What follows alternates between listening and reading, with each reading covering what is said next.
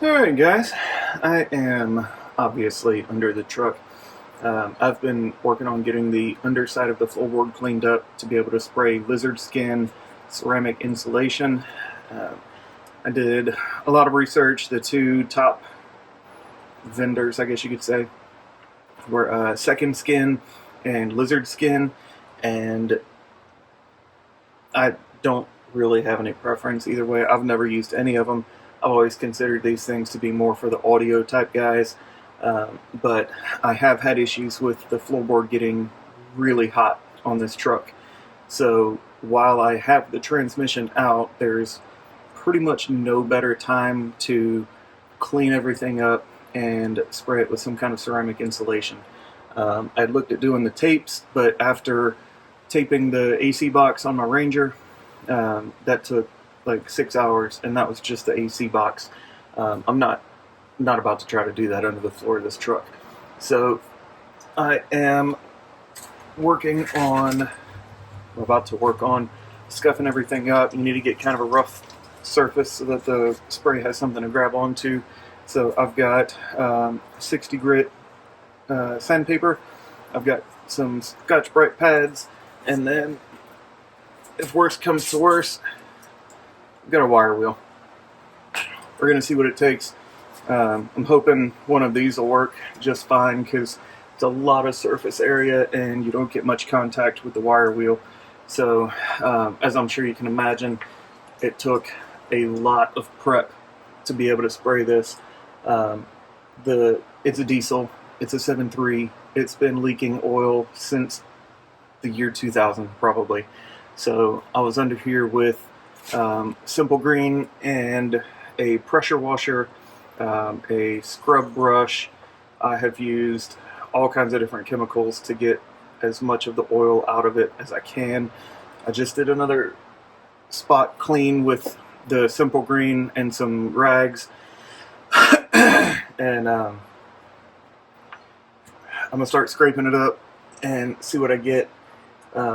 I have no affiliation with LizardSkin or Second Skin, but the intention was to just kind of see how it goes for an underside spray as opposed to what pretty much everybody else does, spraying from the inside of the cab. I do plan to do their sound control, the LizardSkin sound control, and the ceramic insulation on the inside of the floor. After this is all done, I plan to pull out all the interior, clean up and scrub and scuff the floor, and then spray all of that as well as much of the firewall as I can access from the inside of the vehicle, just to see if that'll help a little bit. Again, it's a 7.3. It makes all kinds of noises. The transmission tunnel does typically get pretty hot, and the dog does not like to lay down on the floor when it's that hot. So let's see what we get here. Can I just quit now? Where did I put this?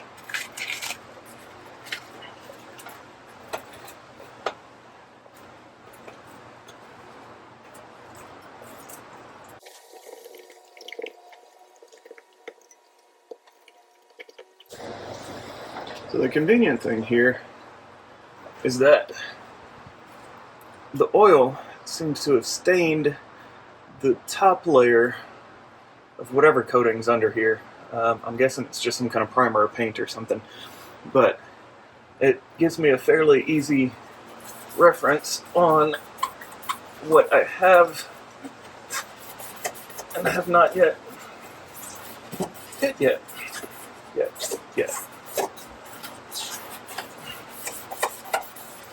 Jesus Christ, it's gonna take a little while.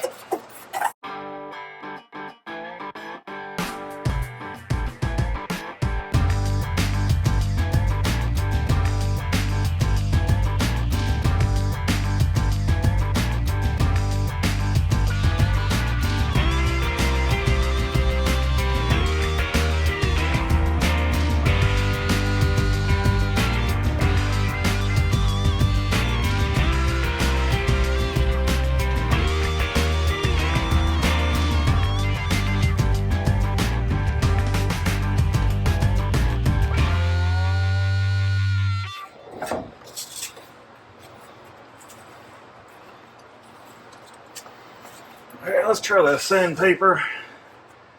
See if this goes any faster.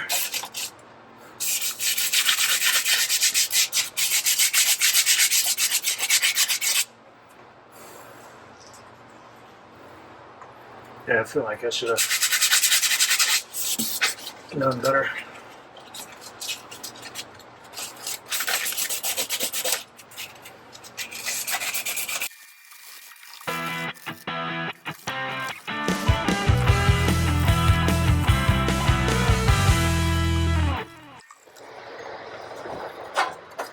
I don't know how well you'll be able to hear me now. I went and put on a dust mask, safety first and whatnot.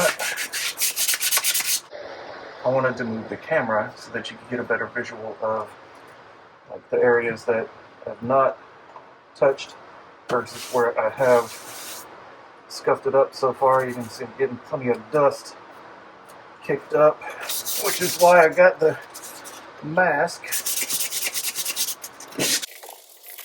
I'm going to go ahead and say it now that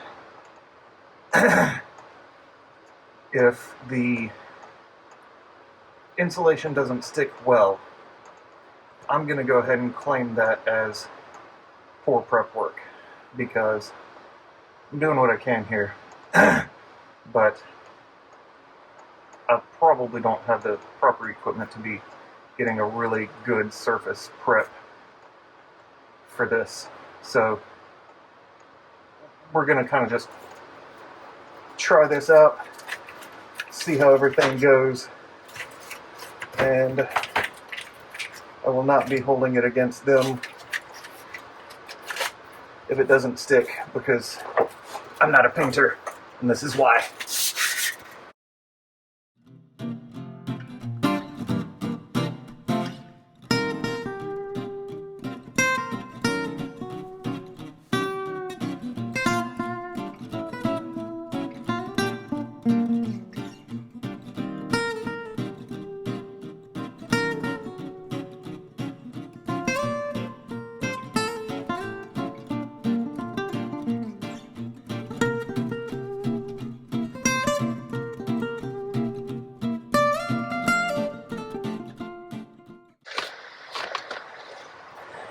One good thing here is it's got sections, so it's easy to say, okay, we'll do this, and we'll do this, and we'll do this, and then we'll do this strip, and this strip. It's easy to break it up a little bit, bottom line. And this shit still sucks, but it helps to have specific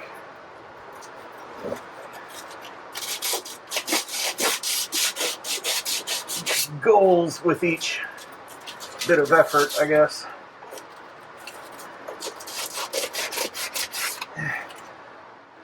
And we'll see if I actually make it all the way back under the back seats, because that's just where the kids sit. Fucking kids. I love my kids. Don't come after me. Don't try to cancel me. I'm too poor to be canceled.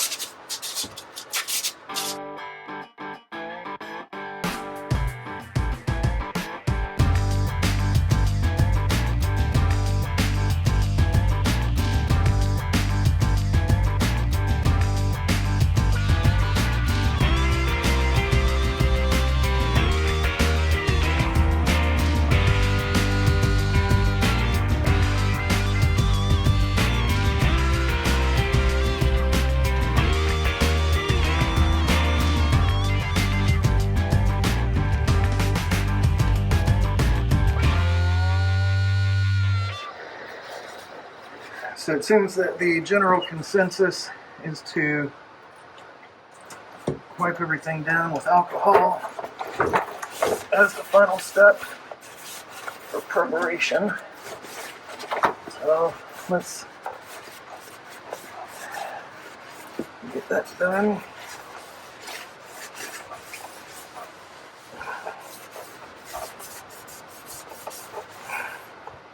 You also see this thing had some body repair at some point, and it's got hella overspray on this thing.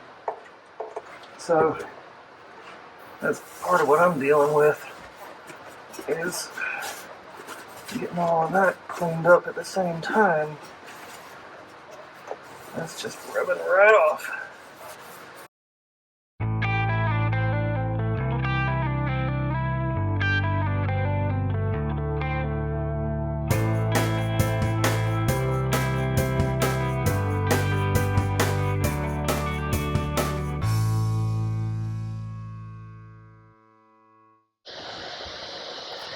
So what I do is take 4 sections of paper towel, fold them in, and then like that. That way, use half, flip it over, use the other half, then you flip it back the other way. And that way you're not just smearing all the dust back all over everything, contradicting the whole purpose of this wipe down.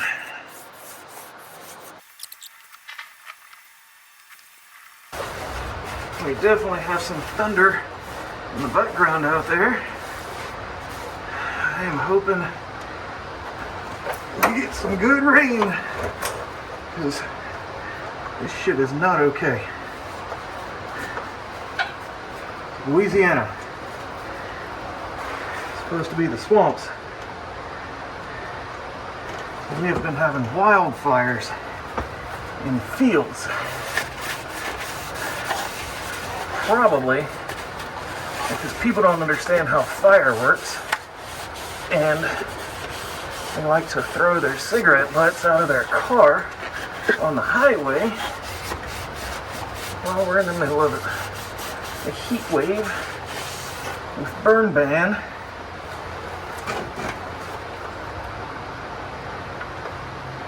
And temperatures so ridiculously high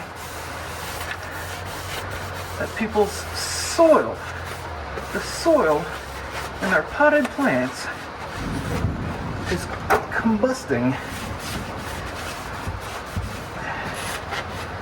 because of the composition and concentration of whatever it is in soil. I'm not really worried about the science of that. All I know is fucking ground is catching on fire. So I'm going over with paper towels. I fully expect it's going to leave some fibrous materials. So my intention is to come back over it with a rag afterward to do a final clean. I'm just trying to get the bulk of the dust and everything. Not to mention all the overspray.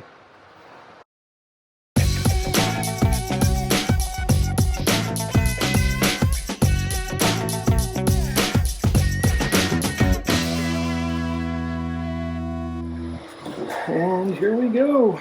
We are mixing up the LizardSkin CI, the ceramic insulation. I recommend using the paddle bit and stirring until everything is nice and smooth. Usually no more than 2 minutes to get it where it needs to be. I am not a painter, so let's hope I don't screw this up too bad.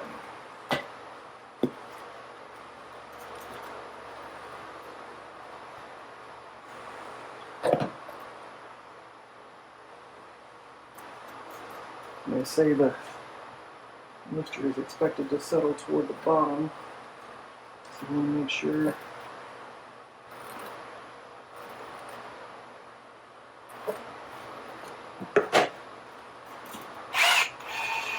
run the bit all the way down, make sure it's pulling all the moisture back up.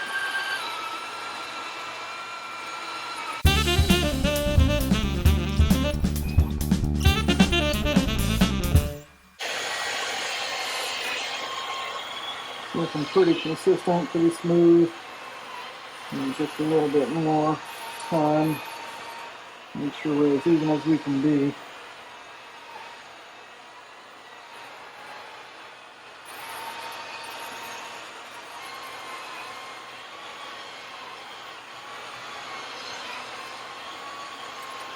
I've got my fan off to try to avoid the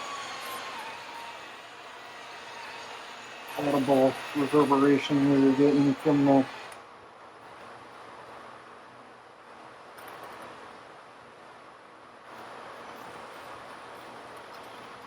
HPX recording.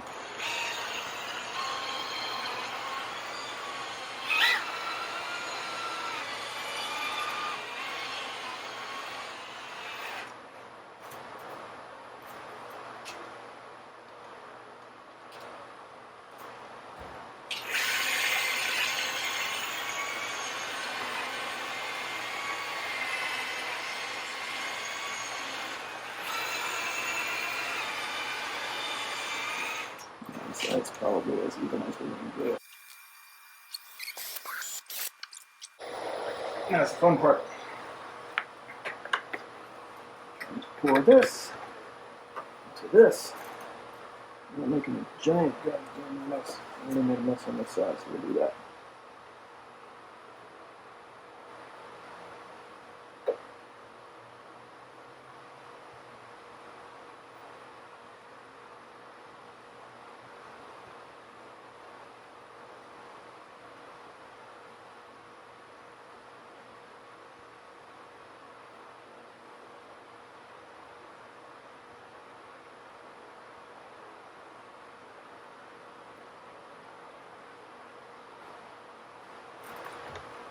Not too bad.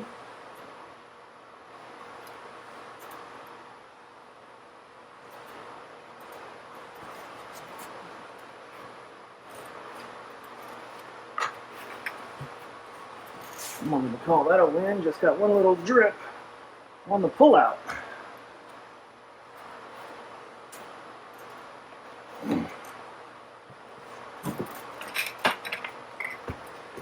not going to pack that down yet. I don't know how much of this we're going to need. So from here, just pop it in. Already got the nozzle set. They recommend threading all the way down until this tip bottoms out, and then back it out 2 full turns. I actually put a white mark, I don't know if you can see it, I put a white mark on the top so I knew I had 2 full revolutions, and then lock down the little lock nut and rock out.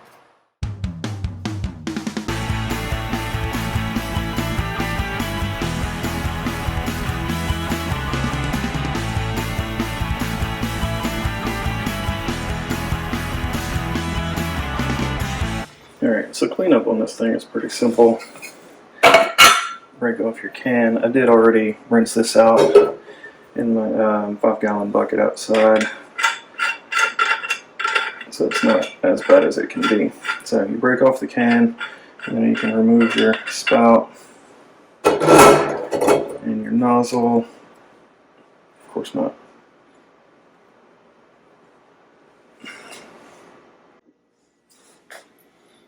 Okay, so back. Remove your spout, and then you can remove the nozzle. Now, when you are tightening this nozzle to begin with, basically you want to set it, and then when you do your set nut, I guess you could say collar, kind of get everything where you want it. Hold the nozzle, tighten the collar, and then pinch both and twist, and that'll get it as tight as you need it to be for this project. And then you can actually remove it by hand. You don't want to use tools, a wrench, pliers, anything like that on these nozzles, because you can actually tear up the threads pretty badly. You really don't need it to be ridiculously tight. You just need to make sure that it's not going to spin out on you while you're working. And then get all this cleaned up.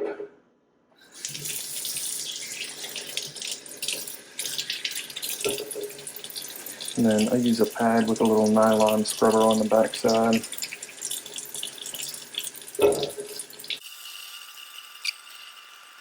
I hadn't even used a wrench to tighten this before this last round of spray. and I still had to go get one to break it loose. So you really don't need a lot of torque on that to hold it. And then you can see you've got a little bit of material on the inside of this cup. Make sure you get all that. You want to get all of the material out that you can. Just you want it as close to brand new as possible. You say, alright, well, it's just a little bit. And the next time, well, it's just a little bit. The bigger thing is, on the passages on the inside of this gun, every time a little bit builds up, that's going to be more that catches more material as you go. So you don't necessarily have to be scrubbing the outside between every single use like I'd like to do, but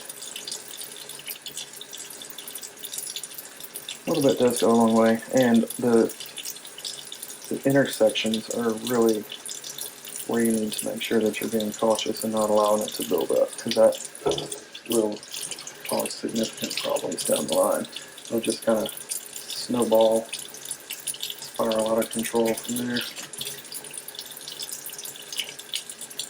And then on this one, I don't know if you can see, right there, you've got just a little bit. I'm gonna have to get my pick to try to break that loose. And then on the gun, you can see there's gray coming out of there.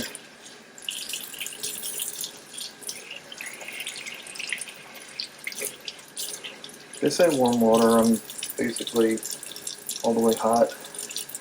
I think in the instructions it says you need an 11 millimeter deep. I did not have an 11 millimeter, so I grabbed a 7/16, which is as close as it gets, to remove the brass nozzle from the inside of the gun. You want to be careful with this. There's a washer at the back end of this, so you want to make sure you don't drop that down the sink. See, this is why you want to take it apart, because this is all spray material that would otherwise just build up and start blocking passages to where your gun's not going to work as well next time.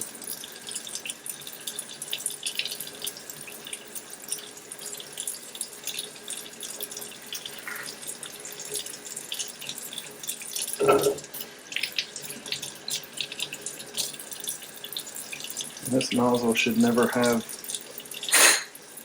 material in it, since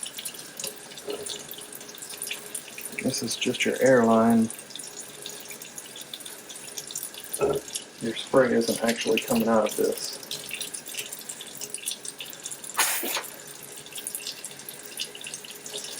But I always check down the center. Make sure you can see a nice clean passage there.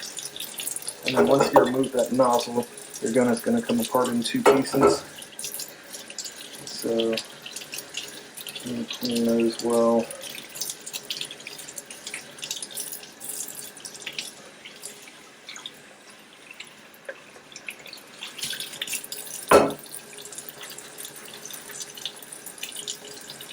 The faster you can get it to the sink after spraying, the easier this is going to be. As soon as it kind of starts to cure, it's going to stick a lot better. That's part of the benefit of it having a polished finish, is that it's not going to bite very well. And usually it'll scrub off pretty easily with decent force and hot water.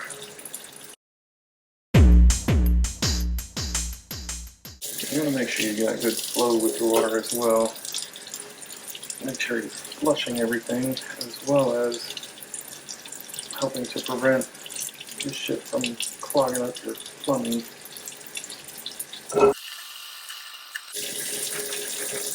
So there's no material that passes through any of this section. I just like to knock off any spray that might have gotten on it. Keep it clean, keep it looking good. I like to have nice things.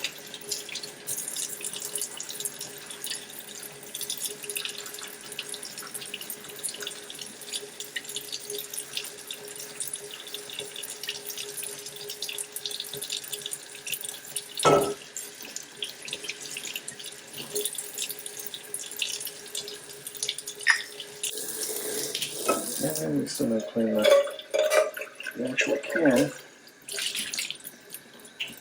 Now, the can does get a decent bit of splatter, but again, being that it's a fairly polished surface, it does come off pretty quickly. Just a light scrubber. Water's starting to get hot. Again, same principle. You want to rinse it as soon as you can just to keep stuff from curing into the metal. But it comes out pretty nice.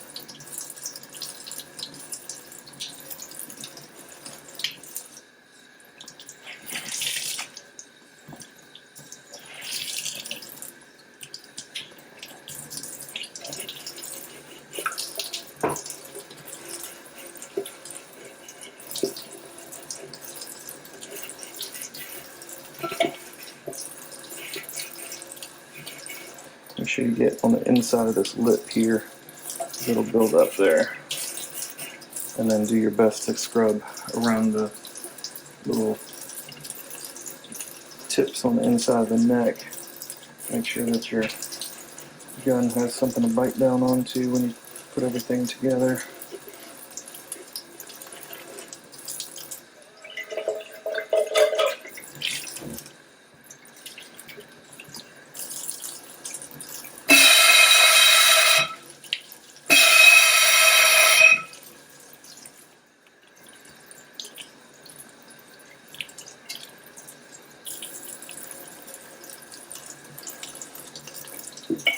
That's it.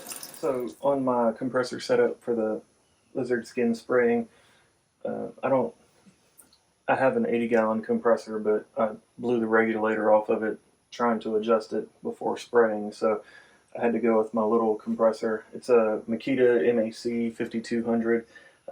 It's just a 5.2 gallon tank rated at 6.5 CFM at 90.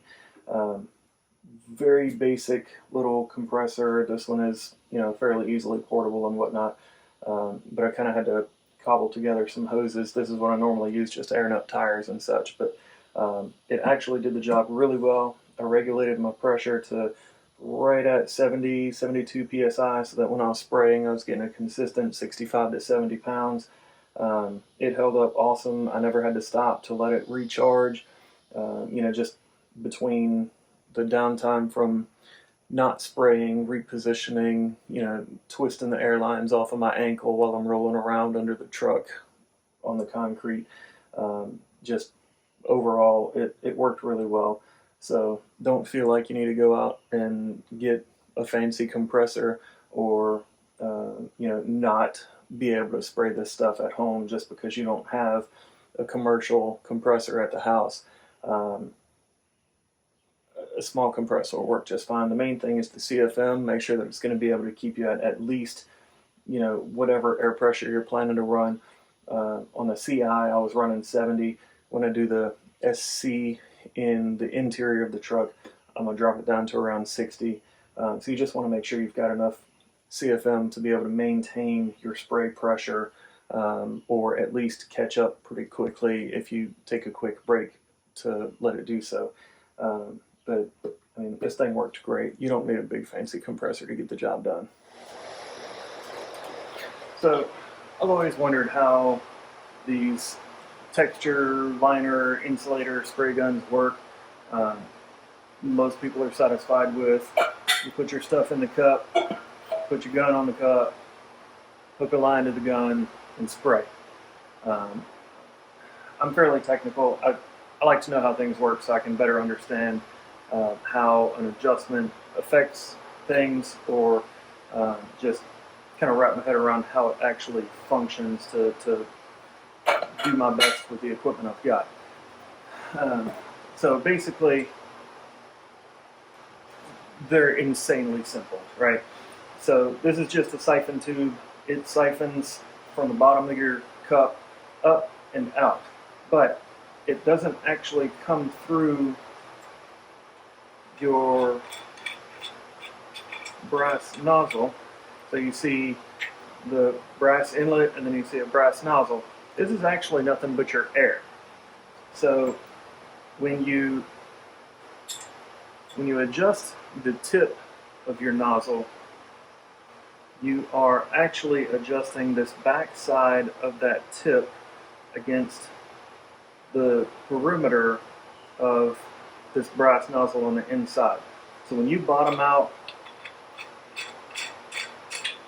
your tip here, you're actually butting down up against that nozzle, which means that no material can get through. Because what it is,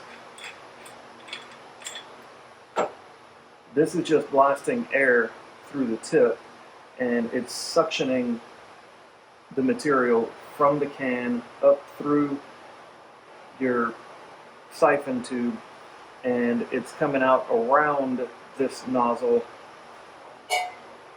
to spray out. Let me break it apart and show you. Try to drop it in the process.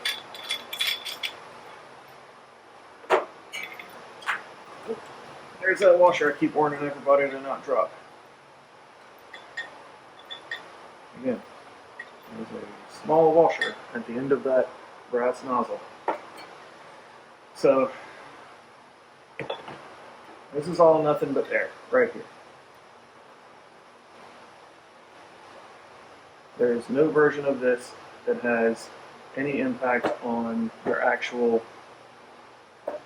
product being pulled out of your canister. This is air. You hook up your line, it's just like an air gun. No big deal. But when you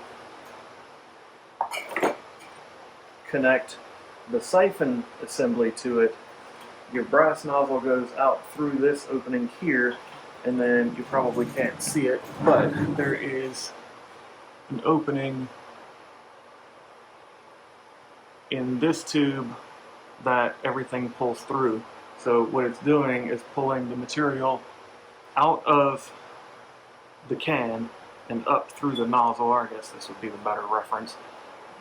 It's siphoning it up out of the can and blasting it out through the tip, depending on the pressure you have your gun set at. So with everything assembled, and watching for that washer this time,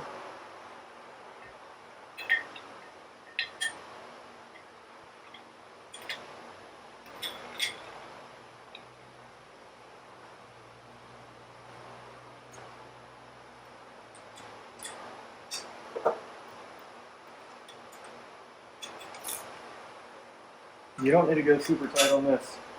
Just want to make sure it's secure and not going to fall apart. So with everything together, if I was to hook up air and blast away, then you could actually feel or hear the suction through the siphon tube at the base where it's pulling through. And part of the way that works, it's creating the vacuum at the base of the siphon tube and just pulling the material down. Now, you do need to allow more air to get into the can, which is why you have this little breather tube here. I don't know if you can see it well in the picture, but oh, there you go. There's your daylight. Anytime you're cleaning, you want to make sure that you've got daylight through there, because that is where the air is actually going to pull back into your can so that everything can function properly. Otherwise, you'll end up just, I don't even know what would happen. It would just create a vacuum inside the can, and I don't know, maybe the world would come to an end. So, extremely simple, and the general concept, they say that they want you to screw it all the way to where it's butted down, and then back it out 2 full turns. I have a marker on here. They want you to back it out 2 full turns, And that's kind of just like the baseline that most people like to run it at.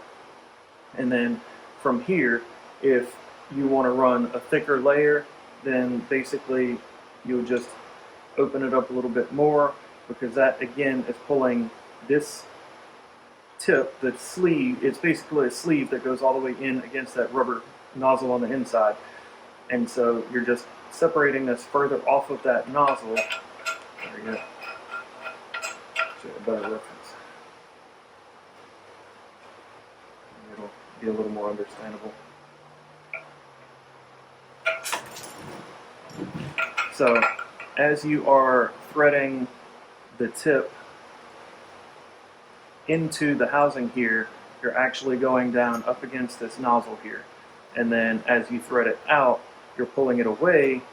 This space here between this brass nozzle and this inlet of the tip, that space is where the material is actually pulling in to spray out of the tip to apply to whatever you're spraying.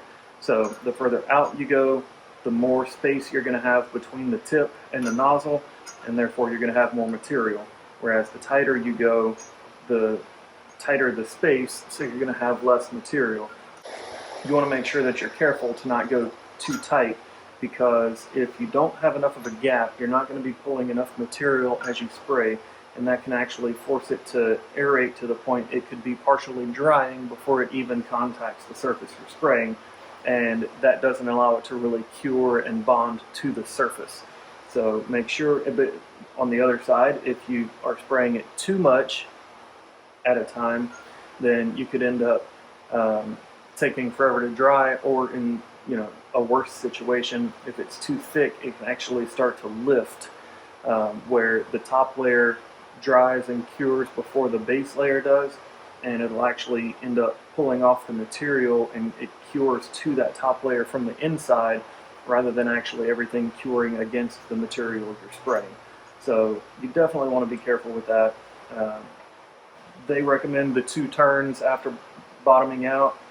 Turn it out twice and lock it down. That's how I ran for the underside of the truck, and it actually worked out perfectly for me. So, it's somewhere in that range. Everybody's going to have their own little preference on how you operate, but that worked out really well for me. So take it with a grain of salt. Just, if anybody was curious how these things actually work, I figured I'd throw a quick little video together, because I've always been curious, and after playing with it a little bit and gaining an understanding, thought I would share.